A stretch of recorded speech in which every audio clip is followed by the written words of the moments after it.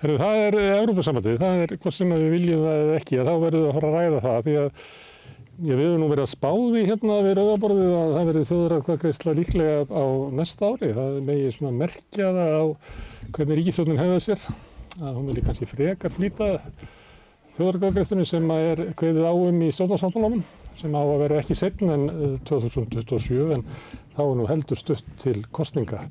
Þannig að það okkar spá, við ætlum að halda því til haga svo við getum sagt hérna seinna í 12.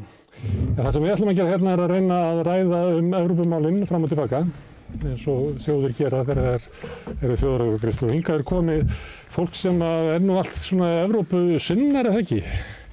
Klemens Ólafur Þrastason, þú varst fyrrverandi starfsmaður Evrópusambandsins og aðstoðarmaður sendiherra og svo varstu blaðamaður og svo varstu tónlistarmaðurinn Chloe líka ekki? Það rétt. Varstu kallaði Chloe þegar þú varst barnið? Já, reyndar. Já. Það fínt nafn. Herðu. Kötturinn minn heitir einmitt Chloe. Alls konar tengingar. Alla bestu skepnurnar heitir Chloe, sko. En hafið þið hlustað á músíkina þess? Nei. Ég hef heyrt hana. Já. Dóttir Gunni var hrifin af henni og sagði að þetta var eitt besta lag sem hefði verið, hvað mann ekki hitti fyrir það. Já, Akkurat. Herðu, en hérna síðan það til Evrópu samtökin. Hreyfingin. Félagur og stjórn. Þú ert í stjórn þar, Dóra Magnúsdóttir, sem samskiptastjóri, og Magnús Árni Skjöld Magnússon sem prófessor. Verið velkomin. Takk. Hérna, það velilegt að byrja að spyrja hérna ykkur af því að við vitum að þið eru fylgjandi aðild Íslands að Evrópusambandinu. En þetta náttúrulega ótrúlega margflókið mál og kom kannski sérstaklega í ljós núna í heimsókn Úrsulu vandarlegin að þar verið að allt inn að tala svona öryggismál og eitthvað fleira sem hefði ekki verið í umræðinni síðast þegar Ísland var að sækja þá var það bara ekki nefnt. Þannig að þetta svona margflókið mál. Þannig ég ætla að fá að bara byrja á því að spyrja ykkur og ganga hringinn. Af hverju ætti Ísland að ganga í Evrópusambandið? Sko já, ég sá einmitt að þú skrifaði einhvers staðar að ég væri ákafur Evrópusinni. Já. Ég mjög fylgjandi sko Evrópusambandinu sem slíku, en eftir ég sé vannar lengur var þið eiginlega minna svona samfræður það að Ísland ætti endilega að reyndi þarna inn sko. Þú ert mjög hrifin af Evrópusambandinu en það vilt bara ekki að við tekjumst því. Ég meina þetta að sjatna núna skilur eftir að ég fjarlægist sko. Það eru bara ákveðnir hlutir eins og þú veist Ísland myndi eiga þess kost að ég meina þetta miklu meira svo kallað fullveldi heldur en við höfum núna að sitja við ákvarðanatöku í Evrópu. Þannig að EES-samningurinn sé eiginlega svo mikið fullveldis afsal, svo við tala nú eins og hægri maður. Ég ætla ekki að tala ítlum EES, það alveg bara. En í honum felst það að við tökum að og þurfum að taka ýmislegt inn sem við höfum eiginlega ekkert með að segja hvernig ákveðið. Já, og sem betur fer, gerum við það. En ég að meina frekar að við myndum bara skemma fyrir Evrópu. Ef við sendum einhverja abeketti þessar gaur á Alþingi, til dæmis, ég meina, ef þeir eru allir farin að segja bara til hvort það að vera hvort það aðstoða Úkraínu og svo framvegis sko í stríðinu. Ég meina það ekkert allir á því á Íslandi. Morgunblaðið var mjög mikið á móti því mjög lengi að það eru margir Ungverjalandi sem eru á móti því líka. Það eru margir Ungverjalandi sem eru á móti því. Það eru margir Ungverjalandi, já. Og það alveg svona, þú veist, einn og einn sem það alltaf einhverju sem eru ekki sammála náttúrulega, einhverju. Já, ég fór að hugsa þetta, maður fær svona smá perspektíf og fer að hugsa kannski heildarhagsmuni Evrópu og þá fór ég efast bara það að Ísland myndi ekki bæta Evrópu. Að Ísland væri í raun og veru, við bara fínt, við fáum þessa frábæra löggjöf og við getum haldið áfram með okkar ósiði og Þetta afstaða unglingsins. Við tökum bara reglurnar á heimilinu. Já. Íslandi stundum eins og unglingur. Já. Þannig við ætlum ekki að vera þjóð meðal þjóða. Nei, ég meina það þú veist, ég meina eins og segi, það eru margir sem að vilja það, margir sem að vilja það ekki. En eins og segi, svo er ég núna, ég meina, núna er ég meira, þú veist, ég er bjartsýnni en ég var. Og ég veit að þetta náttúrulega, þú veist, þetta fyrir Ísland náttúrulega bara allt annað líf. En gangi eru svo alltaf? Ég meina, já. Ég tala ekki bara heimilin landinu við efnahagsmál og svo framvegis, sko. Það sem ég eiginlega meira áhyggjur núna eru samningar viðræðurnar. Við getum klúrað þeim. Herðu, Dóra, af hverju ættum við að ganga í Evrópusambandið? Ég held að það sé út af evrunni fyrst og fremst. Út af efnahagsmálum. Ég held að sé svo mesta kjarabót sem að heimilin í landinu og venjulegt fólk getur fengið. Það er að losna við krónuna og taka upp evru. Við erum bara, þú veist, ég held við öll skoða samanburð íbúða húsnæði, kaupa íbúð hér, kaupa íbúð í Danmörku, þú veist. Ég og maðurinn minn, við keyptum okkar fyrsta húsnæði litla kjallar íbúð í Vesturbænum 92, svo fyrir við í blokk og svo í við stærra húsnæði með stóra fjölskyldu og við eigum eftir að borga þetta húsnæði, við erum sannlega ekki búin að borga þegar við dreifust með það við náum háum aldrei. Þetta er bara svo gjörsamlega út í hött, þessi vexta þetta vaxta umhverfi venjulegs fólks á Íslandi og ég vil taka það fram að ég held ekki að evran ein og sér náum við að komast inn og taka upp evran, hún komi inn eins og álfkona með einhvern svona töfravönd en hún allavega myndi gera okkur kleift að losna undan þessu óeðlilega vaxtaumhverfi sem við búum við og sem almenningur býr við og þannig geta orðið skref í áttina að við getum einhvern veginn bara venjulegan sparnað og greitt húsnæðið okkar á miðri En ekki svolítið ósakjandi að taka danska húsnæðisvexti og segja að það séu Evrópuvextir, því það er ekki þannig. Það er miklu hærri vextir á húsnæðislánum í Slóveníu og það sem er veikar efnaður eins og er hér og meiri sveiflur. Já, en nú erum við eitt ríkasta land í bara heimi, bara ekki rétt skipt. Við getum verið sammála það, en og ég, þú veist, þetta er ekkert einfalt, það er ekkert að segja við verðum eins og Danir eða við verðum eins og Írland, hvað þá Slóvenía, en við höfum forsendur, við höfum einhvern stökkpall. Grunnforsenda að skipta gjaldmiðil. Já, við höfum einhvern stökkpall að skipta umhverfið, þannig að þetta er það sem ég held að skipta mestu máli. Já, maður samstanda aðeins við þetta, vegna þess að þetta voru aðalrökin kannski fram yfir hrunið. En það hefur ekkert verið sérstök sveifla á íslensku krónunni bara síðastliðin 13 árið eða eitthvað. Nei, en það breytir... Það er eiginlega bara sveifla og er á evrunni. En það breytir því ekki að aðstæður bara húsnæðiskaupenda eru alveg fáránlegar. Að vísu, þú veist, það er alveg erfitt fyrir það er erfitt fyrir ungt fólk víða að kaupa fyrir sitt fyrsta húsnæði, en það er samt sem áður bara þetta með verðtrygginguna sem er bara að ég held sér íslenskt fyrirbrigði. Það er einhvern veginn, eins og ég nefndi á hann, það verður einhvern veginn stökkpallur til þess að geta búið til eðlilegra efnahagsumhverfi. Og það er talað ég manni ekki alveg tölurnar, en þú veist, það er talað að kosta okkur einhverja milljarða ári bara að halda út í íslenskri krónu. Við erum minnsta hagkerfi heimi sem heldur út okkar eigin gjaldeyri, eða sem sagt halda út í krónunni, gjaldmiðli, já. Þannig að þú veist, þetta er ekki rök sem að ég hef einhvern veginn verið að velta fyrir mig bara frá því fyrir og eftir hrun, heldur bara frá því ég fór að velta þessu fyrir mig frá því ég fór í háskólan á seinustöld, lærði land- og stjórnmálafræði. Það er svolítið galli við þetta sem að maður heyri frá Evrópu sinnum. Það þarf alltaf að vera miðað við krónuna og hún hafi tapað svona miklu verðgildi sínu gagnvart dönsku krónunni síðan maður klofnaði frá henni og allt það. En málið er að það hafa ekki neina sérstakar sveiflur verið á íslensku krónunni undanfarið 13 ár. Hversu mörg ár af þeim var Ísland með gjaldeyrishöft? Það fyrir hlutan. Já, ég meina það finnst það eðlilegt. Gjaldeyrishöft á þeim tíma alveg fullkomlega eðlileg. Já, en skilur, þú getur ekki sagt þessi stöðu krónu. Það ekki gjaldeyrishöft, þau trufluðu mig eða venjulegt fólk ekki raskat. Það truflaði einhverja sem áttu feiknarlega peninga og þurftu að vera að flytja stóra fjármuni milli landa. Það truflaði venjulegt fólk ekki neitt og það var varúðar ástæður til að verja venjulegt fólk. Ég bara meina þú segir gjaldmiðil til stöðu ef hann er viðhaldið með gjaldmiðil. En þessi staða þurfum að vera að velja á milli. Það hefur ekki verið gjaldeyrishöft undanfarið 9 ár. En þessi staða að ungt fólk skulle vera velja á milli þess að taka verðtryggt eða óverðtryggð lán, þú veist, og geta borgað niður hratt og allt þetta. Þetta er ekki umhverfi sem ungt fólk annars staðar í Evrópu, innan Evrópusambandsins er að díla við. Magnús, af hverju ættu að ganga í Evrópusambandið? Já, Ég fullveldisinni og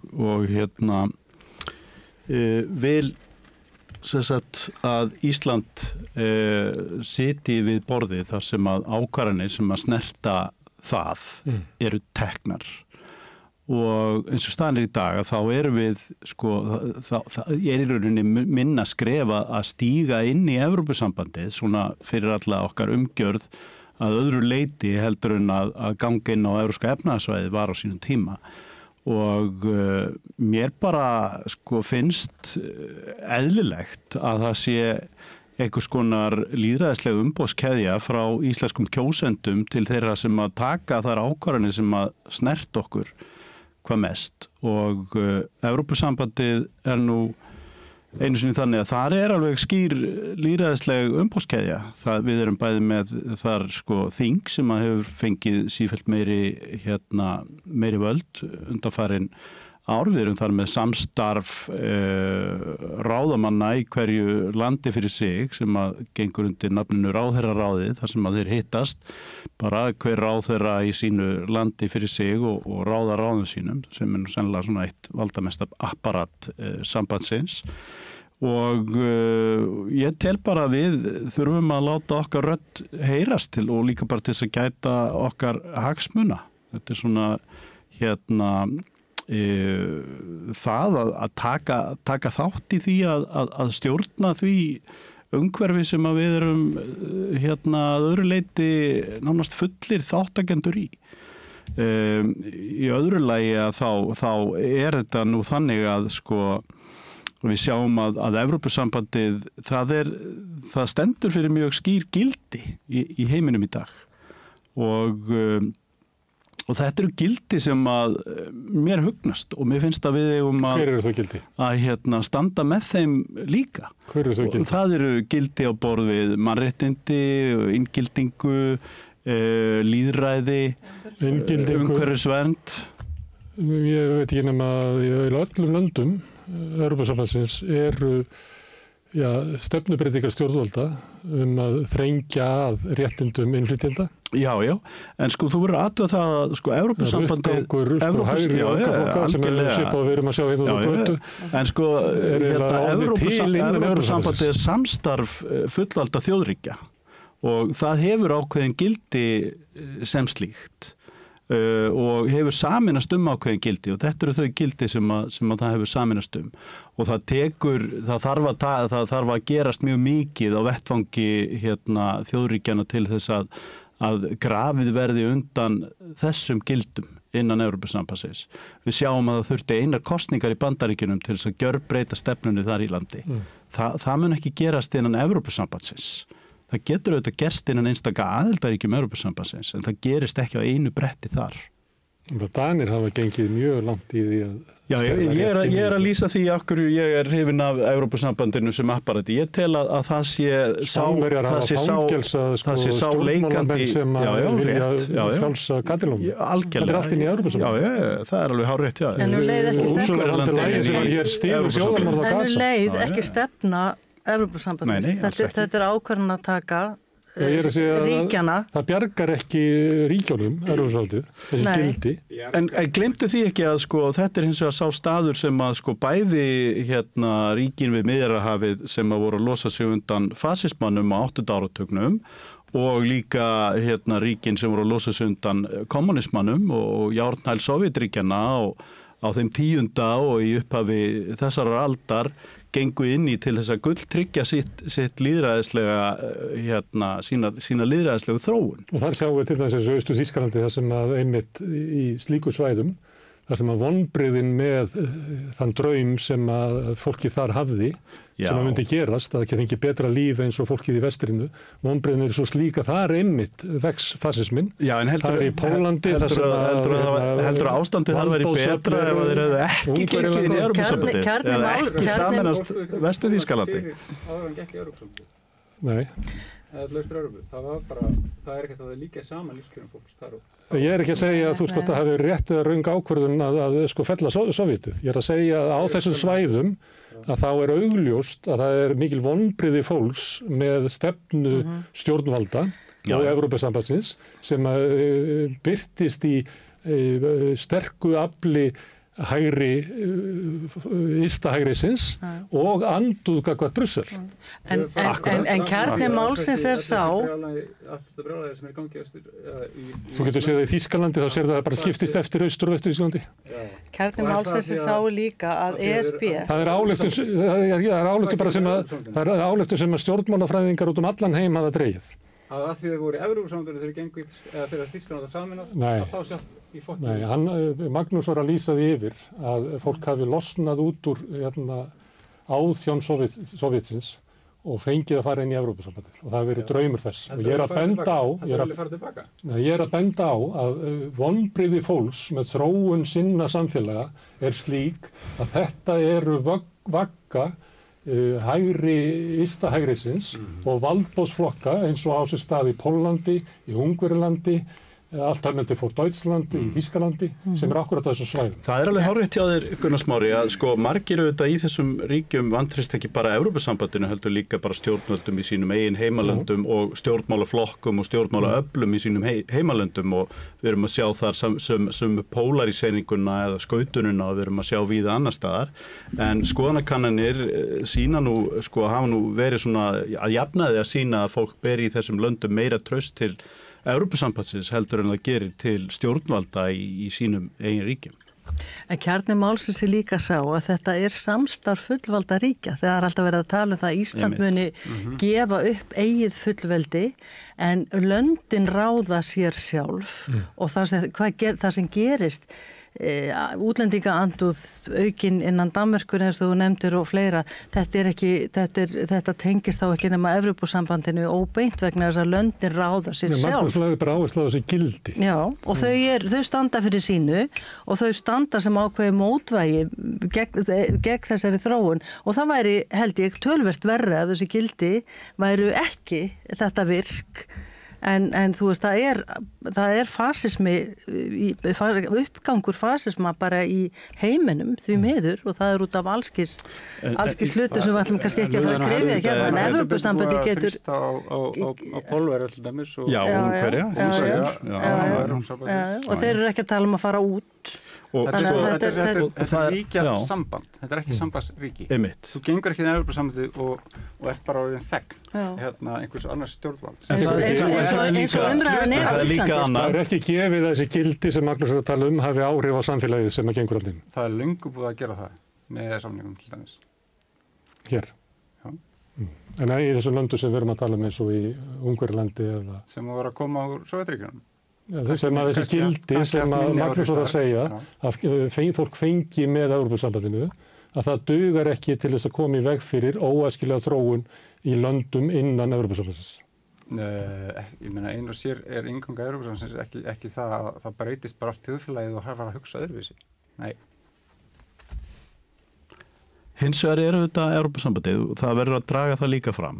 Vettvangur fyrir okkur, borgarana í Evrópu, til þess að eiga samtal stjórnmál þessa hluti, til að mynda á vettvangi Evrópuþingsins eða borgarar geta líka tekið sér saman og komið með svo kallaða petition til Evrópusambandsins, jafnvel komið ályktunum á dagskrá Evrópuþingsins og framkvæmdastjórnarinnar með því að safna undirskriftum og það er svona citizen initiatives sem borgarar í Evrópusambandinu geta tekið þátt í. Þannig þetta er auðvitað lýðræðislegur umræðuvettvangur líka og í sjálfu sér að þá er Evrópusambandið einstakt fyrirbæri í heiminum og það hefur aldrei verið svona fyrirbæri áður.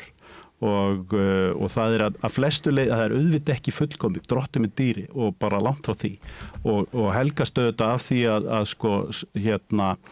að tilurð þess og saga eru auðvitað flókin og samspil alls konar málamiðlana og tilviljana en enga síður að þá er þetta svona kannski, hvað ég að segja, ein merkilegasta stofnunin sem að okkur hefur tekist að koma á á alþjóðlegum vettvangi vegna þess að hún þó í hún ekki þannig að hún sé með fullkomið framkvæmdavald eða framkvæmdavald í aðildarríkjunum eins og ríkisstjórnir í aðildarríkjum en hún þó með meiri áhrif á aðildarríkin og getur haft meiri áhrif á aðildarríkin heldur en allar þær alþjóðastofnanir sem við höfum áður búið til. Og það gott fyrir okkur Íslendinga vegna þess að við erum smáríki, Ísland smáríki eins og við vitum og síðustu 70-80 ár hafa verið sérlega góður tími fyrir smáríki eins og við höfum áður farið yfir held ég örugglega í þessu þáttum hjá þér. Tími liðinn. Spurningin hvort það sá tími sé liðinn og þá þurfum við á einhverju skjóli að halda og við fáum það ekki nema annarkvort með því að halla okkur upp að sterkum nágranna eins og við gerðum að hluta til á þessu tímabili, við höllum okkur upp að Bandaríkjunum eða með því að taka þátt í því apparati sem að gull tryggir eins og hægt í viðsjárverðum heimi að það sé farið eftir alþjóðlegum reglum og að stóru ríkin geri það líka til jafns við þau litlu. Þannig að við eigum að vera að verja Evrópusambandið og alþjóðakerfið, alþjóðadómstólinn, Sameinuðu þjóðirnar, það sé það besta sem að smáríki getur gert. Þannig að þeim ástæðum ættu við að leggja allt okkar á því að viðhalda þessum fjölþjóðlegu stofnum. Það hagfellt fyrir smáríki að þeim sé viðhaldið, já. Og það líka sem að komið fram hjá ykkur að mætti að segja að þið væru að sumuleyti tækið undir gagnrýni Miðflokksins valdaafsal EES-samningsins, að það væri eiginlega betra að vera þá við borðið, að gangin í Evrópusambandið væri eðlilegt eftir að hafa samþykkt EES-samningi og verið eðlilegt að vera þar og þess vegna ætti umræðan eiginlega að vera hvort við ættum að vera inn í Evrópusambandinu eða bara utan EES-samningsins. Langflest þau ríki sem gengu inn á Evrópska efnahagssvæðið sáu það sem tímabundna lausn. Já, en það eru lönd sem ennþá úti sem hafa tekið ákvörðun að vera þar. Það sem eitt sem dettur í það því að ég að velta fyrir mér að því að við þurfum að ræða Evrópusambandið núna næstu misserin. Einn vandinn í þeirri umræðu það að Evrópusinnar koma og ræða svolítið það hvað Evrópusambandið ætti að vera eða vill vera. Og svo koma gagnrýnendur og benda á einhverja annmarka og verður þá að benda á svona raunveruleikann og gefa lítið fyrir hvað eins og gildi eða hvað við ætlum að vera. Kannski ættum við bara að hafa umræðin alveg tvískipta. Fyrst að ræða það hvað Evrópusambandið vill vera og svo tala bara í einlægni það hvort að það hefur gengið eftir og hverju eru annmarkarnir í Evrópusambandið. Ótrúlega spennandi umræða. Ég ætla ekki að taka allt orðið samt. Hvernig í öskupunum eigum við hvernig Evrópusambandið verður? Þetta vill vera. Já, vill vera, ég meina núna. Já, það er draumur og það sem að mér svolítið vandræði með að ræða við Evrópusinna að þá stundum maður að tala við fólk sem að vísa til þess sem að mann svona kannast við sem draumur Evrópusambandsins frá 10. áratugnum sem að ég held að enginn sé að viðhalda. Það svona svipað að tala tveggja ríkja lausn í Palestínu, það er tómt bara að tala það. Þannig að hvort að þetta náða eitthvað utan það, hverjir eru möguleikarnir á því að hvernig Evrópusambandið myndi þróast, hvað það vill vera með forsetu sem eru núna, sem að veri þá þess sem við myndum vilja fara inn í. Og svo getum við rætt annmarka Evrópusambands og minnst að Evrópusinnar ættu að geta tekið þátt í þeirri umræðu eins og allir aðrir. Það er ekki eins og eitthvað sem haldið fram að við sem að fara að ganga inn í himnaríki. Mér langar til að grípa þetta ef ég má. Að því að á 8. áratugnum, 1970 og eitthvað, 2 eða 3, þá var skrifuð áhrifamikil bók sem hét The European Rescue of the Nation State.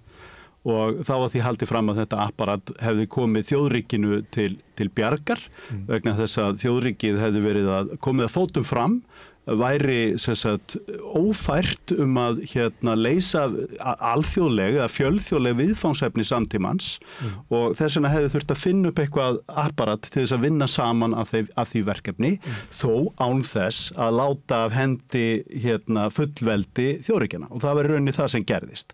Evrópusambandið er niðurstaða þeirrar viðleitni og Evrópusambandið er líka með í sínum hugmyndabanka eða í sínu DNA eitthvað sem kallað er svona ever closer union. Það stefna því að það sé sífellt nánara samstarf og það er líka hugmyndin auðvitað bak við innri markaðinn að það verði meira flæði vinnuafls og svona þessa fjórfrelsis vegna þess að það er hagfellt efnahagslega, líka vegna þess að það er líklegt til þess að stuðla að friði, stuðla að einhvers konar svona samkennd Evrópubúa sem hafðu búið við 2 stórstyrjaldir á þeirri öld sem hafði stofnað á og menn vildu koma í veg fyrir að það endurtæki sig, skilur við, með því að stuðla að því að fólk kynntist. Nú, síðan auðvitað bara, er það þannig að, að veruleikinn mætir. Og veruleikinn einfallega sá að þarna sitja í dag 27 fullvalda þjóðríki við borðið og þau, eru bara svona til í það að láta af hendi meira af sínu fullveldi. Og það gerist ekki nema með, það gerist auðvitað reglulega með svona einhverjum uppfærslum á samningum að eitthvað gert. Við þekkjum þessa samninga, Treaty of Lisbon auðvitað svo síðast, eða Lissabons sáttmáli. Þar áður var reynt að steypa þeim öllum saman í einn sáttmála sem átti að heita stjórnarskrá Evrópusambandsins, það tókst ekki. Og en Evrópusambandið à la carte. Svo de facto það à la carte. Það að segja, það mismunandi hlutir fyrir mismunandi meðlimi. Og þó svo að þú fáir engan bjúrokrata í Brussel til að setjast í eitthvað viðtal og segja Evrópusambandið það à la carte. Það er bara the acquis, þú eru bara undirgangast það og allir eiga að fylgja sömu reglunum, já, í fullkomnum heimi, en það ekki þannig. Þannig að þetta munurinn á milli... Ríki og einstök svæði þröngva þannig inn einhverjum atriðum sem eru sérhagfeld. Og þetta auðvitað... Þannig þetta svona drulluklessa getur við sett líka. Þú getur kallað það svo veit. En þetta ég er samanlega með þessu með upphæðu Evrópusambandið. Það kannski helstu vonbrigðin að Evrópusambandið, draumurinn Evrópusambandið, hugmyndafræðingarnir upphaflega, þeir voru að tala að gera þetta, þú veist, já, til að koma fyrir stríð og viðhalda mikilvægi þessara þjóða, þú veist, sem eru, þú veist, í raun og veru allar þannig sé smáþjóðir, að þú spáður í það, Hvað geti þeirra einir? Það sumir með kjarnorkuvopn, en ég meina, þetta er ekki ríki sem eru að skipa Kínverjum og fleirum fyrir, Nei, þetta er smáríki sem hafa hagað að vinna saman. Að losna við þjóðríki, þessa uppfinningu sem hefur ekki skilað mörgu góðu, þess að ég veit til, að losna við þjóðríki og búa bara til eina Evrópu. Að búa, þú veist, það ekki stemmingin í dag. En þá komu forsetir á þeirra hinnalandana og þeir vilja náttúrulega halda áfram að vera kjörnir og hafa völd og blablabla og þú veist, endaði með því að byrjaði með Frakklandi en endaði með því að þetta varð í staðinn fyrir að verða alvöru sambandsríki að halda þessu svona að hluta til sambandsríki, hluta til ríkjasamband, að hluta til bara goodwill, þú veist. Og þau má deila það hvort að við höfum tekið gallana frá hvoru tveggja eða kostina. Hvort það, ég menn það bæði, gallar sumstaðar kosti og gallar. Og það er ágreiningur og hann vaxandi í Evrópu og að sumuleyti endurspeglar þetta bara bandarísk stjórnmál, að það eru stjórnmálaöfl í Evrópu sem að hljóma bara eins og republikanar sem vilja draga úr alríkinu og auka völd fylkjanna því að þannig að fólk geta bara tekið ákvarðanir í sínu lífi, bara í fylkjónum og það er afstaða Ungverja og Ítala, þeirra sem að stjórna á Ítalíu og það er kannski rekið ekki máli hartgarlega í Brussel, þannig að það er alltaf hættan á því að þessi hópur nái áhrifum inn í Evrópusambandinu og stoppi þessa drauma ykkar tveggja meiri samruna. Þannig að Evrópa vill fara saman en hún vill líka fara sundur. Eða þá að Evrópusambandi standi einhvern veginn í vegi fyrir þessari þróun. Það er mjög erfitt að spá fyrir það. En Evrópusambandi sem slíkt er ákveðin hindrun á þessari vegferð fasismans. Það er alveg á hreinu. En okkur er mest í fasismin í Evrópu? Er hann það? Finnst þér það? Finnst þér það virkilega? Hvað með Bandaríki? Í einu tveimur þorpum á Spáni. Eða bara í öllum ólýðræðislegu fasistaríkjunum. Já, nákvæmlega. Kína. Státtunum við þetta. Uppgangur fasisma í Evrópu. Mest í fasismi heimi er hann í Evrópu. Uppgangur fasisma, já. Okay. Já, ég menna þú veist... En sveiflan er Bandaríkin líka? Bandaríkin eru skottast á eftir, Er það? Einhvern hægar þar heldur en í Evrópu? Nei, ég meina, þú veist, þeir eru að hittast bara á fundum hjá republikanum, Orbán og fylgjendur Trump. Já, mér langar og Farage er bara á myndum með Trump og svona. Trump að spyrja, hvað getið lært af þér uppgang fasisma? Ég er ekki en samt sem aður, hvað með öll ríkin þar sem þetta er ekki í gangi? þú veist, Ég myndi telja að Trump horfi til Evrópu, horfi til Ungverjalands, horfi til Tyrklands til þess að sjá það hvernig maður getur náð völdum sem fasisti í gegnum lýðræðslegu kosningar. Með gegnum kosningarnar þá byrjar maður að brjóta niður stofnanirnar eins og átti sér stað í Pólandi, eins og átti sér stað í Ungverjalandi. Ég langar nú kannski til þess að benda á Evrópa sé eitthvað svona fasismann þar sem þetta ekki í gangi þá þetta sé ákveðin sveifla sem þú talar en það bara fullt af löndum þar sem bara fólk lifir saman í sátt og bara það efnahagslegur uppgangur og þessi uppgangur fasismann mun minna ábyrjandi þannig að þú veist, þetta ekki allstaðar þetta ekki algjörlega sorglegasta dæmið í dag þetta Rússland og það, ég held að við höfum mist því miður af tækifæri til þess að sjá evrópskt lýðræðislegt Rússland sem að gafst kannski má segja á einhverju tímabili þarna í lok síðustu aldar og í byrjun þessarar aldar. En einhvern veginn glutraðist niður vegna þess að í stað þess að faðma Rússland og hlusta á það þegar það vildi nálgast Evrópu að þá var frekar ákveðið að senda þarna inn einhverja bandaríska gangsterakapitalista sem að breyttuð í glæparíki. Það vegna þess að Evrópa hefur ekki sjálfstæða utanríkisstefnu, heldur virkar eins og leppríki Bandaríkjanna. Já, hefur gert það. Og styrkur Evrópusambandsins hefur ekki hindrað það. Og það vegna þess að við höfum illu hilli treyst á Bandaríkin sem okkar útvörð sem einhvers konar alþjóða lögreglu síðustu 70-80 árin og ekki gætta því að vera með sjálfstæða varnargetu sem að hægt væri að beita með einhverjum þeim hætti sem að við myndum sjálf kjósa öðruvísin að vera með Bandaríkin með okkur. En ef þú eru áhyggjur af utanríkisstefnu Íslands að þá til dæmis var einhvern tíma, það hefur örgulega breyst en það var einhvern tíma til tölur það að Ísland tæki undir held ég bara 90% af öllum ályktunum eða tillögum Evrópusambandsins nú þegar það var fyrir 10 árum síðan Þannig að var líka við vorum í þessum klúbbi áður en að Evrópusambandið mótaðist. Þannig vestur Evrópusambandið. Já, það var nú aldrei neitt.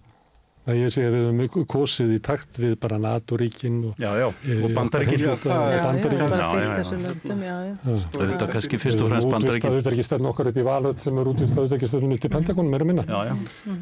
Passar. En það eru veikleikar Evrópusambandsins og það hefur ekki tekist að verða þetta, alþjóðlega afl. Ég meina Evrópusambandið í heimspólitíkinni sem að umbreytast núna er eiginlega sorglegt og ef við verðum heist 95 og varum að tala að þetta getur orðið staðan 2025 að í deilum Bandaríkjanna og Kína og BRICS-landana þá væri Evrópusambandið eiginlega varla player.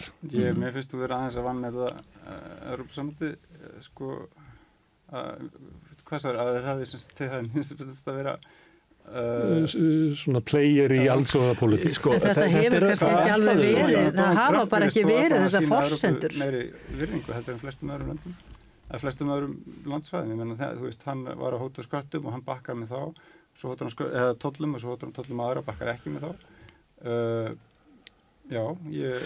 Hann segir þeim að nota 2% af landsframleiðslunni í hernað, síðan segir hann 5%. Það er sem NATO-ríki. Já, hann segir það. Já, hann segir það ekki við ríki sem ekki í NATO-ríki. Já, þau eru nú flest í NATO, eða ekki? Hvað kemur það Evrópusambandinu? En Evrópusambandið næri ekki að vera mótvægi. Þetta er Evrópusambandið að fara að vera mótið NATO.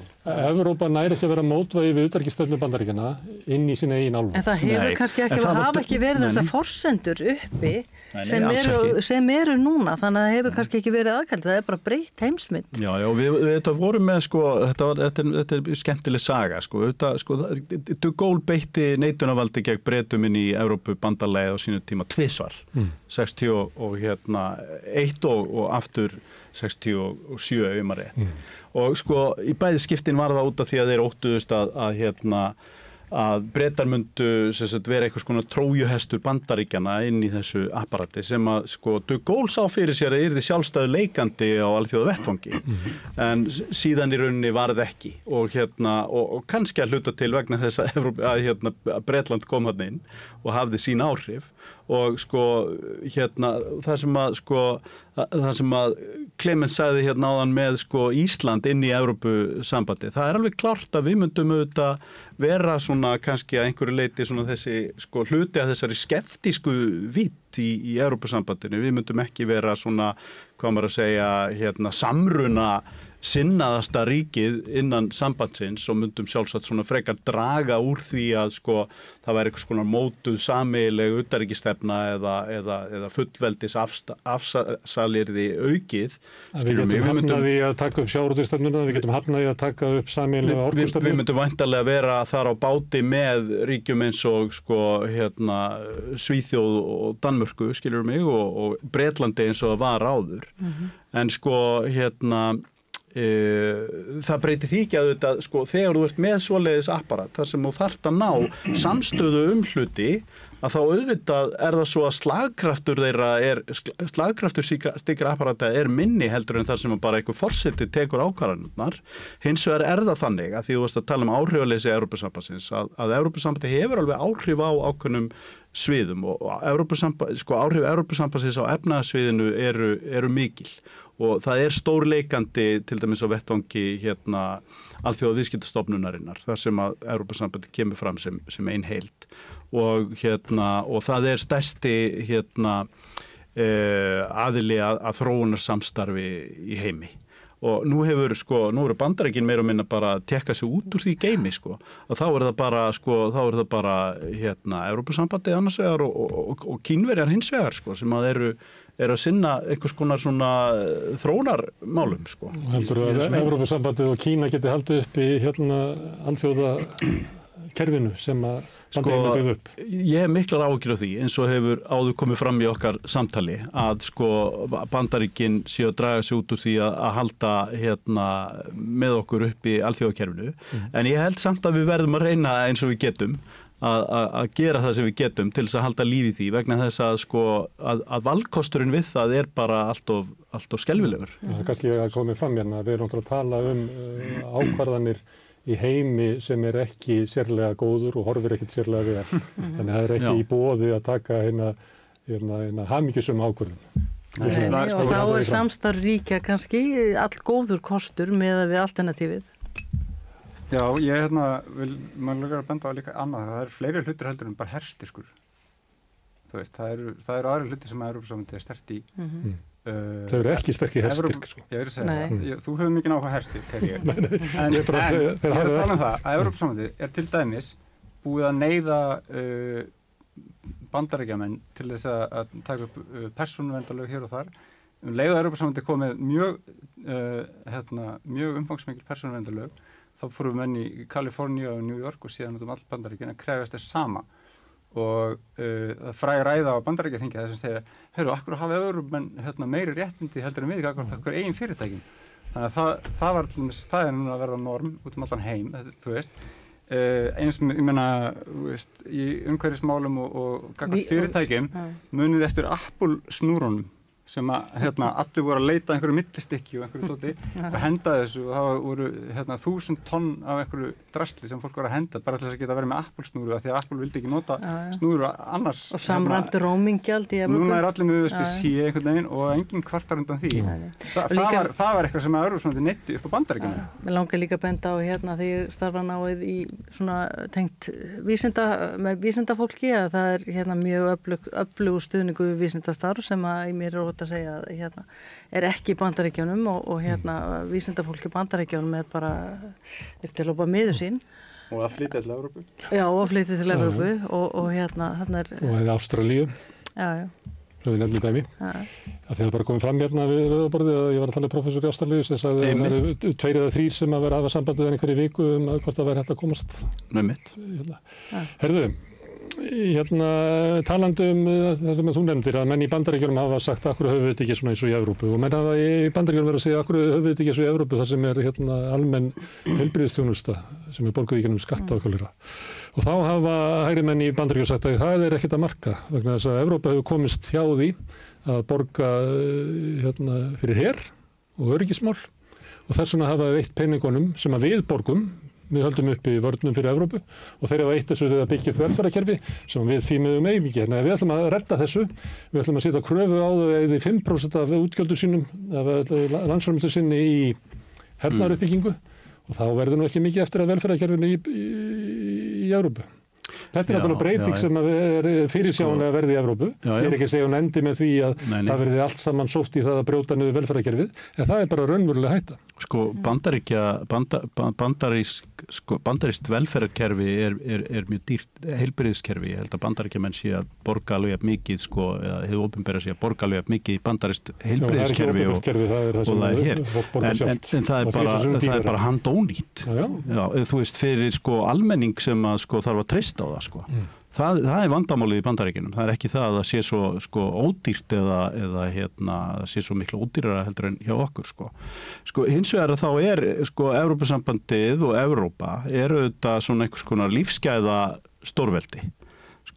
Við búum við mestu lífsgæði í heimi. Það er að segja þegar kemur að ókeypis heilbrigðisþjónustu eða nánast ókeypis allstaðar. Allir í Evrópu. Við erum öll með svona evrópskt sjúkratryggingakort sem við förum með á milli Evrópuríkja með Evrópusambandsfánanum á í veskinu þegar við förum til Spánar. Og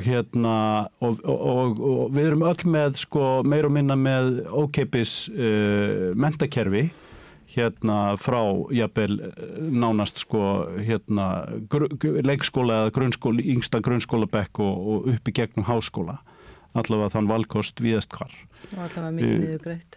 Við erum með velferðarkerfi sem grípur fólk sem að verður. En ekki að þetta muni bresta með því að hver öll stjórnvöld og Evrópusambandið tekur undir það og Ursula von der Leyen var nú bara að leggja áherslu á það að nú ætla Evrópuríkin að fara að verja 5% af landsframleiðslu sinni í hernað. Velferðarmál eru að miklu liti einkamál aðildarríkja. Þau eru öllu leyti, meira og minna. Það er ekkert aðildarríkjana sem eru efni á því að bæta 5% í hernað án þess að... Nú ertu aftur að tala um NATO. Þegar við erum að tala um ESB. Þetta er ekki það sama. Evrópusambandið var hérna í heimsókn að tala um öryggismál. Það er ekki allar erlendar skammstafinir, það er sama eins og ákveðin. Evrópusambandið var hérna í heimsókn. Evrópusambandið getur ekki skikka löndin sín til að auka 5% til varnarmál. Þau geta ekki sagt bara núna eigið þið öll að gera þetta. Svíþjóð og Frakkland hafa nú heldur betur eitt peningum til varnarmála í gegnum tíðina. En á þess að brjóta niður velferðarkerfi. Þetta er ekki að fara þetta er ekki að fara að ríða velferðarkerfum Evrópu að fullu. Nei, ég óttast ekki. Ég held hins vegar að það sé nauðsynlegt fyrir okkur, af því að það er eins og ég talaði um áðan, valkosturinn er miklu verri. Hérna koma menn eins og ég skil ekki umræðu síðustu daga. Til dæmis Sigurður Ingi kemur fram hérna í fyrradag og talar um að við séum að ganga inn í eitthvað stríðsbandalag. Að því við erum að tala við Evrópusambandið um varnir og öryggismál. Í breyttum heimi. Stríðsbandalag. Í breyttri heimsmynd. Evrópusambandið. Kannski er Sigurður Ingi bara friðarsinni og trúir því að við eigum að leita diplomatískum lausnum en ekki bara hernaði. Mun ekki ráðast á neitt ríki að fyrrabræði. Ég get alveg lofa þér því. Það er ekki að fara að gerast. Evrópusambandið er að hyggja að vörnum sínum vegna þess að í næsta nágrenni við okkur er aggressíft fasistaríki. Þar sem að fólk er fangilsað fyrir skoðanir sínar og látið hverfa, hendur glugga á þriðju hæð fyrir að hafa skoðanir sem að hugnast ekki leiðtoganum. Það verið að handtaka gamlar ömmur í Bretlandi. Ertu að líka Bretlandi sama við Rússland? Ég er bara að segja að það er verið að handtaka ömmur bara núna í okkar bakgarði fyrir það að tala gegn þjóðamorðinu í Gaza. En það er ekki stefna Evrópusambandsins. Það er inn í Evrópusambandinu. Bretland nú ekki einu í Evrópusambandinu. Ég veit, Það er ríkið má Þýskalandi. ég benda líka Það er ríkið það að Þýskalandi. Spánn og Írland sem hafa staðið fremst í því að mótmæla ástandinu í Gaza eru líka í Evrópusambandinu. Það Evrópusambandið er ekki með Það er líka verið stefnu. Mexíkó og Já, fleiri ég lönd meina sem hafa- Evrópusambandið er ekki með stefnu Suður-Afríka. Langflestir utanríkisráðherrar Evrópusambandsríkjanna skrifu undir þessa yfirlýsingu sem Þorgerður Katrín var að skrifa undir núna í fyrradag ástandi á sem er Gaza. ekki sterk. Sem enga síður með því sterkara sem maður hefur heyrt frá þessu fólki og það er hugsanlega fyrsta skrefið í áttina að eitthvað verði gert. Innan Evrópusambandsins eru þetta ákveðnar hindranir í vegi fyrir því að Ísrael sé tekið og kjöldrið og það er bara mjög stór ástæða fyrir því og það er Þýskaland og helförin, skilurðu. Og Þýskaland hefur bara einfallega litið svo á að Ísrael væri eitthvað svona, hvað við segja, happy ending á því þeirri affiru allri. Augljóslega röng niðurstaða. Já, sem er auðvitað röng niðurstaða í ljósi þess sem að það er að eiga sér stað núna. En þessi meinloka í Þýskalandi stendur í vegi fyrir því að Evrópusambandi geti beitt sér sem afl, pólitískt afl á vettvangi alþjóðamála gegn Ísrael í þessari stöðu eins og er í dag. Þess vegna sjáum við aðildarríkin vera að beita sér hvert fyrir sig. En ég var að tala líka Rússland, ekkert Evrópusambandsríki er í aggressífu árásastríði gagnvart nágrönnum sínum. Og það er ákaflega ólíklegt að þó svo að Bretar sem eru nú reyndar ekki lengur í Evrópusambandinu hafi verið að skilgreina einhver samtök sem að brutust inn á herstöð og slettu málinga á einhverjar herflugvélar sem hryðjuverkasamtök. Ég meina þeir skilgreindu Landsbankann sem hryðjuverkasamtök á sínum tíma okkur Íslendinga.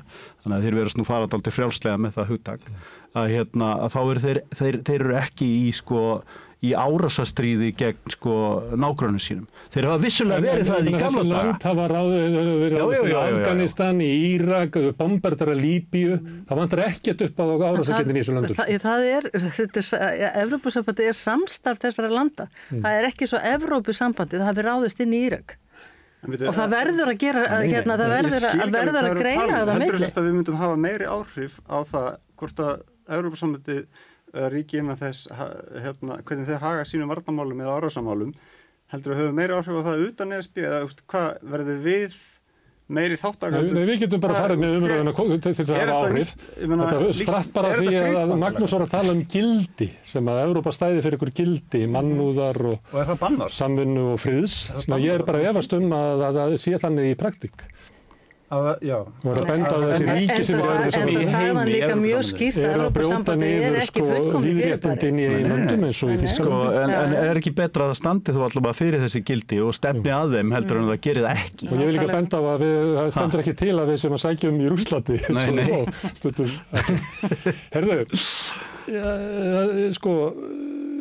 við sem hópur, þessi 390 sem við erum, þurfum að fara í gegnum umræðum Evrópusambandið. Og þetta er svona... Oh my god, það verður gaman. Já, það er eiginlega, við langar til þess að við getum bara velt því aðeins fyrir okkur. Þú varst með svona efasemdir það að við getum haft góð áhrif á Evrópusambandið ef við færum hann inn og líklega er það því að við erum þraðskjörn og hættu til þess að deila einhver aukaatriði og aldrei ná utan aðalatriðin. Þannig verður líklega umræðan Evrópusambandið. Alveg potið. Hún verður bara keppni í því. Einhverju munu flagga þið fáið bara lægri vexti ef við komum ekki að Evrópusambandið. Einhverju munu tala stríðsbandalag og fasisma. Það eru auðvitað ótalangar á þessar umræðu. Og fullveldisumræðan. Málið það að Evrópusambandsumræðan hún snertir svo mikið tilfinningafólks. Og þess vegna verður hún oft eitthvað svo ykt og kannski okkar mati Hvaða tilfinningar eru það? Það er þessi, mín túlkun er svo að það er þessi tilfinningarlega umræða fullveldi og afsalt fullveldi svo við séum að gefa eitthvað frá okkur og þetta virkilega snertir hjarta fólks. Og þú veist, og mér finnst alveg sjálfsagt að virða þær tilfinningar þó ég sé ekki samanlega hvaða fullveldi væri það? Ertu ekki að vísa í umræðu sem var það að Evrópusambandið myndi koma og krefjast þess að gúrkurnar væri með einhverju tilteknu lægi? Nei, ég er ekki að tala um það. Ég er að tala um það, ég held bara að það sé meðal ákveðins hóps fólks á Íslandi hræðsla við að við gefum frá okkur fullveldið og ég held að þetta sé svolítið tengt því að svona eitthvað sjálfstæðisbaráttu Íslendinga og íslenska lýðveldið tiltölulega nýtt, það er 81 árs gamalt og eitthvað og við bara eftir alla þessa baráttu og alla þessa rómantík sem þessi sjálfstæðisbaráttu er vafin, að við bara í einu vettfangi gefum þetta frá okkur óháð því að við á þeirri staðreynd að við erum nú þarna inni í andirinu og höfum verið í áratugi. En ekki þá ekki að vera meiri andstæða við til dæmis kaup auðkýfinga á fjöllum og jörðum og ám og fleiri á Íslandi ef þetta væri raunverulega? Persónulega myndi ég vilja að það væri löggjöfin að það væri herta reglur um þessa hluti og það er okkar en ekki Evrópusambandsins að breyta því. Sko ég held að sko ég óttast ekkert sko umræðu á milli sko alvöru manneskja á Íslandi kosti og hugsanlegan ávinning eða ágalla á því að ganga inn í Evrópusambandið. Ég óttast hins vegar sko það að þessi umræða verði full af alls konar sko rangindum og falsfréttum og rússneskum bottum og legum og svikum eins og við sáum til dæmis bara í Brexit orðræðinni og sko rússar til dæmis að því við erum búin að tala eins þá þeir eru þetta í stríði og sko gildin að því við erum líka búin að tala þau inn að evrópsku gildi þau eru ógn við hugmyndaheim Vladimir Pútins og svona þann imperialisma sem hann stendur fyrir og sko Evrópusambandið sem slíkt er þess vegna eitthvað sem að hann myndi sko ekki sofa illa á nóttunni ef það myndi leysast upp skulum við segja. Heldurðu að fólk muni ganga á greiða atkvæði eins og valkostur séu á milli Evrópusambandsins og Pútín? Nei, ég held það ekki. En ég held hins vegar að sko, og ég veit það að bara á hverjum degi eru sko fjöldamarkar árásir á alls konar innviði og fyrirtæki á á Íslandi sem eru beintengdar Rússlandi og stjórnað þaðan. Og það hefur verið sko talað það að það séu tugir manna jafnvel bara í vinnu við það að reyna að hafa áhrif á íslenska umræðu bara þar. Sem auðvitað bara absúrt en svona lýsir því að sko lýsir þessum nýja heimi sem við erum í. Ég óttast ekki umræðu sem að byggir á einhverjum staðreyndum eða málefnalegum debatt sko. Ég óttast hins vegar sko þessa svona þessi svikabrigsl og svona... En ertu ekki að tala það með því að gefa undir fótinn að andstæðingar sínir séu bara rússneski bottar? Það séu einhvern veginn að básun út að sem að Pútín vill? Nei, ég þekki fjöldamarga aðila sem eru andstæðinga þess að Ísland gangi í Evrópusambandið og hef gert mitt besta til þess að skilja hvað stendur að baki því að vera á móti því. Ég skrifaði meðal hans doktorsritgerðina mína það. Hvers vegna sko, það er að segja svona euroskepticisman á Íslandi sko. Og reyndar á hinu Norðurlöndi, ég skrifaði ritgerð hinu Norðurlöndin og Bretland líka. En sko, Má ég spyrja Clemens að því að ég laði þessi spurning var búin til fyrir hann, að því hann var með svona efasemtur að Íslendingar væru eiginlega hæfir. Að Evrópusambandið væri svona þokkalega í lagi, en Ísland væri það ekki. Hvernig heldur það þessi misseri af Evrópuumræðu verði? Sko það sem ég hef eiginlega mestar áhyggjur af er að þegar verður að tala samningsmarkmið Íslands og hvort það ég að hafa sömu og markmiðin bara voru fyrir 16 árum sem voru til dæmis, þú veist, það átt að fara eða tíma í það að fá að drepa hvali og það átt að fá undanþágu frá þessum dýraverndarlögum og svo fræðis. Það, sko, ég veit alveg að Ísland myndi fá mjög góðan samning í sjávarútvegsmálum. Ég bara hef það er bara alvitað. Hefði fórnið gjóskinni í hvali? Já, ég held að hvali, við myndum sennilega ekki komast. Hvalveiðar er nú alltaf issue lengur. Það er einmitt, núna er það svona sjálfvægtar sko. Ég bara, þegar ég skoða hvað var verið að leggja áherslu á þarna, þá verði bara einhvern veginn meira og meira ásum. Það er ekki stutt síðan að það var næst í fram í valdarán á Alþingi með þessum málþófi út af aukinni skattleggingu á kvótakóngana og eitt aðalatriði í þessum viðræðum verður að viðhalda í raun og veru öllu því sem svona í íslensku samfélagi, það var að viðhalda því að það var komið veg fyrir að erlenda fjárfestingu í sjávarútvegi, það var komið veg fyrir það að hingað getur komið erlend skipaveiða og eitthvað svona sko. Þannig að þú hefur opnað landhelgina fyrir Evrópusambandinu. Að við höfum séð það á þessu veiðigjaldamáli að sko kvótakóngarnir eru orðin svo ríkir og valdtengslin eru orðin svo samansúruð að þeir geta gert nánast hvað sem er. Þeir eiga fyrirtækin, þú veist, ef þú ert forstur ykkur fyrirtæki, þá þorir ekki að sækja vinnu öðru fyrirtæki ef þú tala vel Evrópusambandi sko. Ég myndi vilja bara fá hingað erlend útgerðarfyrirtæki, kvótin var leigður út í þeirra og þá var engin ekkert rifrildi það að skattleggja eins mikið og hægt er. Það hefur verið besta kjarabót fyrir íslenskan almenning ever að losna bara við þetta kerfi sem við með núna, hafa þetta bara á alþjóða grundvelli og eins og Norðmennir með olíuna, þeir taka fullt af skatti. Það er enginn að krefast þess að það verið alnorskt olíu iðnaðar svæði, þannig dettur einhverjum það í hug. Akkur ættum við endilega að láta einhverja gaura á Dalvík eiga næst í allan fiskinn, þú veist, og geta síðan bara tekið alþingi í raskati. Haldið að það var skattleggja það bara. Haldið að Clemens myndi vinna þjóðaratkvæðagreiðslu að opna landhelgina fyrir Ég held að það sé ekki alveg rétt að nálgunin. Þessi nálgun eru náttúrulega ekki samþykkt, ég er ekki að segja það. Ég opnaði þetta í byrjun. Ég held að með því að tala til skynsemi fólks og þeirra staðreyndar allavega í mínum huga að efnahagslega sé þetta það besta skrefið fyrir íslenskan almenning að þá einhvern veginn opni það fyrir einhverja vitræna umræðu.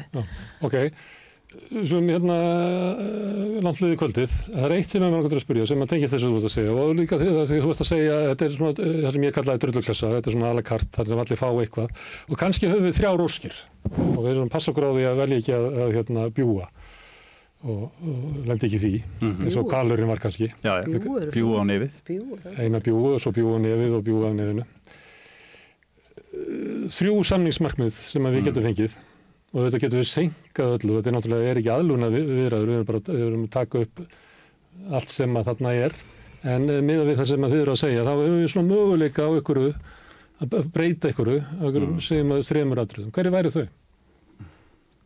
Ekki hvalur breyta einhverju hverju. Hverju er samningsmarkmið okkar í Menur hvaða undanþágur ég held náttúrulega klárlega að við þurfum að það er náttúrulega kaflarnir sem voru aldrei opnaðir í samningaviðræðum sjávarútvegur og landbúnaður og við þurfum auðvitað að fá góða samninga þar og þjóðin mun aldrei samþykkja samning sem að felur í sér eitthvað konar afsal á fullveldum á auðlindum landsins. Við þurfum að hafa yfirráð yfir sjávarútvegsauðlindinni. Clemens var ekki að leggja til það svo ég takja það fram að því ég var að tala skattleggingu á þá sem að nýta auðlindina. Algjörlega, það er það sem að það er bara annar mál. Og fólki líka andum bændur landsins. Og svo er það landbúnaðurinn. Ég meina við höfum séð svona ákveðið til lands eða svona einhverju leyti til lands í því að við erum all landið skilgreint innan þessa heimskauta landbúnaðar sem þýðir í rauninni að við getum stutt okkar landbúnað eins og okkur sýnist En mest stuðningur er náttúrulega við grísafyrirtækin og kjúklingafyrirtækin sem er að fara að saminast núna því að nú gildi ekki samfélagslög sem vafi hvort eigi að kalla landbúnað yfir höfuð þannig að það er auðvitað rétt en ég meina það er auðvitað landbúnaður á Íslandi sem að er stór merkilegur og sem að er bara menningarlegt fyrirbæri sem að Evrópusambandið myndi stolt koma að því að styðja við baki á. Hvað hefur að byggja eins og sauðfjárræktinn og annars. Hvað hefur að byggja Ég held að við ættum að leggja líka áherslu á byggðamál og innviða uppbyggingu. Við búum í mjög stóru, harðbýlu, erfiðu fámennu landi, dreifbýlu þar sem allir búa meira og minna reyndar á sko einum bletti á landinu sko, en við viljum halda því öll í byggð. Við höfum að leggja áherslu á það að Evrópusambandið myndi koma öflugt inn í það að styðja við bakið á okkur í innviða uppbyggingu og í samgöngumálum og öðru slíku. Þannig að ég held að það verður fólk sér sem hefur ferðast svona dreifðari byggðir eins og Hálöndin í Skotlandi og eyjarnar, að það eru allar brýr og allir vegir merktir Evrópusambandinu. Og undirgöng. Þetta eru 3 áróskir, er það ekki? Sjávarútvegur, landbúnaður og innviða. Þú varst ekki með sérstaklega áskir í landbúnaðinum, sko. Af því að þú varst fullviss það að landbúnaðarstefna Evrópusambandsins færi vel með íslenska landbúnað. Jú, reyndar, já, það er rétt. Jú, hann verður að segja að það verður að nota, það verður að skilgreina af því það sem heimskautaríki og síðan augljóslega styrkja það sem fyrir við farum ekki alltaf að rekta eitthvað sem að en svo náttúrulega reyndar sko, það er kannski ekki ósk sko, en þú veist, það eru þetta komin ný breyta og þú nefndir hana hérna áðan sko, sem hefur aldrei áður verið í umræðunni þegar kemur að Evrópumálum hjá okkur og það eru öryggismálin sem var reyndar sko mjög stór breyta þegar austantjaldslöndinni við mögum kallaða það gengu inn á sínu tíma. Það var til að tryggja öryggi sitt. Auðvitað líka með NATO-aðild en þau sáu líka aukið öryggi því að vera aðili að Evrópusambandinu. Og Evrópusambandið er auðvitað, eins og við sáum svo vel í ICER-deilunni, að þá er það sko, stendur það vörðum hagsmuni aðildarríkja sinna og stendur að baki þeim þegar þau eigi deilum á alþjóðlegum vettvangi. Og við myndum þá auðvitað sko vera að tryggja okkur öflugan bakhjarl þegar kemur að sko deilum við umhverfið. 3 óskir, það komna kannski fram. Já, og ég vil fá evruna líka. Eins og ég nefndi. Evruna á víst að koma sjálfur sér. Já, við verðum að taka. Já, ég segi það. Að ná efnahagslífi Íslands í jafnvægi. Já. Ég meina, sáu þess að grein eftir Lilju Dögg hvað Evrópusvæðið, hvað væri lítil á Evrusvæðinu, lítill hagvöxtur og mikið atvinnuleysi og bla bla bla. Ég meina, þú veist, það var meiri hagvöxtur á Möltu heldur en á Íslandi, eða meiri hagvöxtur á Spáni í fyrra eða núna. Írlandi. Það er bara fullt, ég meina, Íslandi er bara, þetta er bara þvæla, þú veist, þótt að sé slæmt ástand í sömu löndum, þá segir það ekkert Evrópusvæðið. Ég held að sko, að þú veist, það er landbúnaðurinn og sjávarútvegurinn sem hlýtur alltaf að vera lykilfókusinn. Þannig að ef við náum ekki góðum samningu þar, þá einhvern veginn er þetta ekki að ganga. Nei, þá erum tómsmál að tala um við erum öll sammála það er alltaf líkur að við getum og það er ekki rökrétt að fara að tala um einhverja ákveðnar aðgerðir. Það er bara atriði sem að myndi liggja til grundvallar þegar við myndum kjósa samning. Já, þetta er auðvitað líka langtímamál. Þetta er líka langtímamál. Núna erum við bara að tala að kjósa hvort við ætlum að fara í aðildarviðræður og það er alltaf verið að blanda þessu saman að koma okkur inn samþykkir ekki að fara í aðildarviðræður nema að meina eitthvað með því sko. Nei, en ég meina þjóðin á að fara að ráða því hvort við förum í aðildarviðræður ekki og þess vegna þessar umræður að fara gang. Það er enginn að fara að lauma neinum bakdyramegin eins og umræðan hefur verið og svolítið fyndin fyrirgefið mér það. Hvernig er trúlofin að fara í samningaviðræður? Að þú ferð ekki samningaviðræður nema allavega sjá fyrir þér að geta farið þar inn. Að geta það? Já, en við erum ekkert að fara í... Meira sem heitustu Evrópusinnar eru með... Já, þú trúlega þú þarft ekki að gifta sig. Við þurfum auðvitað alþingiskosningar í millitíðinni vegna þess að við þurfum að breyta stjórnarskrána til að geta gengið í Evrópusambandið.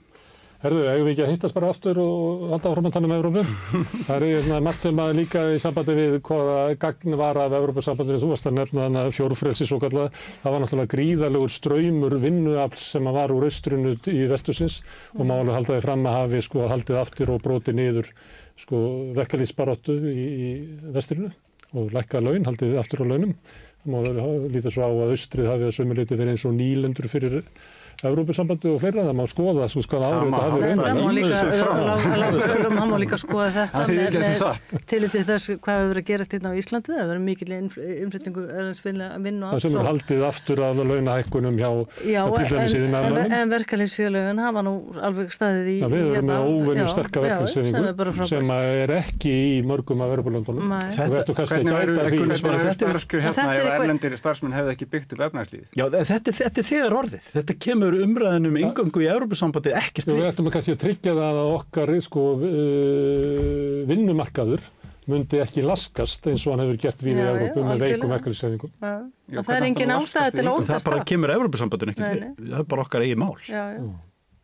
Það öll En verður besta þetta löggjöf, ég meina, þegar Haraldur Grönlund var og hérna í ASÍ, ég meina það var, þú veist, verkalýðshreyfingin hefur bara eiginlega þagað síðan að hann lést því miður, en á sínum tíma var bara eiginlega vita mál að það eitt af, þú veist, þetta er að koma, þessi löggjöf er að koma frá Evrópu sem er að, hjálpa íslensku verkamönnum.